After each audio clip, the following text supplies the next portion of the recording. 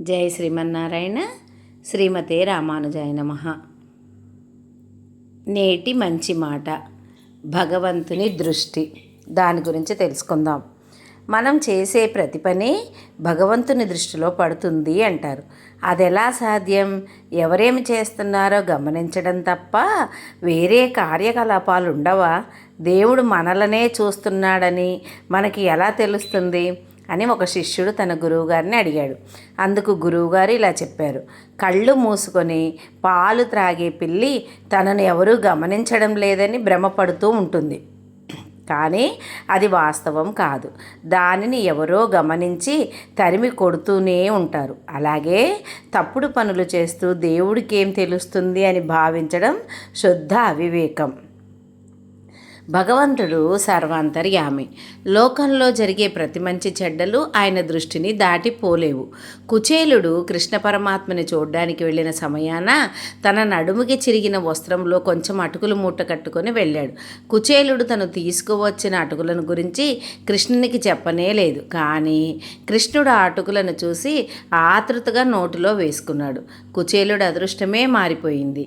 దుర్యోధనుని సభలో అవమానాల పాలైన ద్రౌపది తప్పించినది, దుఃఖించింది. సభలోని మహాత్ములు, కులగురువులు, పరాక్రమశాలురు ఎవరు ఏమీ చేయలేకపోయారు. అయినా అక్కడికి చాలా దూరాన ఉన్న ద్వారకలో ఉన్న కృష్ణ పరమాత్మ అక్కడ నుండే ద్రౌపదికి మాన సంరక్షణ చేశాడు. తిరునంద్రయుయార్ పూసలార్ అనే పరమభక్తుడు శివునికి బ్రహ్మాండమైన దేవాలయం నిర్మించాలని ఆశించాడు. అయితే అతను నిరుపేద, చేతిలో చిల్లిగవ్వ లేదు. ఆలయం కోసం ధనం సేకరించాలని ప్రయత్నించినా సాధ్యపడలేదు. ఆఖరికి బాహ్యంగా రాళ్లతో ఆలయం కట్టే కంటే నిర్మలమైన భక్తితో మనసులోనే ఆలయం నిర్మించదలుచుకున్నాడు. ఆ విధముగానే మనసులో దేవుడికి ఒక పెద్ద ఆలయం నిర్మించాడు. ఈ విషయం ఎవరికీ తెలియదు. మనసు లోపలికి చూసే శక్తి ఏ మనిషికి లేదు. అయినా మహేశ్వరుడు చూశాడు. తన పరమభక్తుని మనోదేవాలయం గురించి పల్లవరాజుకు తెలియజేశాడు.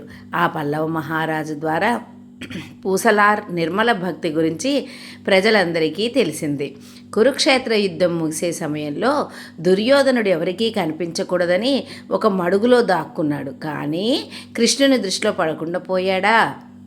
మారు రూపంలో ఉంటే ఎవరూ తనను కనుగొనలేరని శూరపద్ముడనే అసురుడు అనేక రూపాలు మార్చుకున్నాడు. అయినా కుమారస్వామి వదలలేదు, పట్టుకు వధించాడు. ఈ విధముగా భగవంతుడు అందరినీ సదా గమనిస్తూనే ఉంటాడు. అందుచేత సదా మనస వాచ కర్మణ మంచినే తలవండి, మంచినే చెయ్యండి అని గురువుగారు తన శిష్యులకు బోధించారు.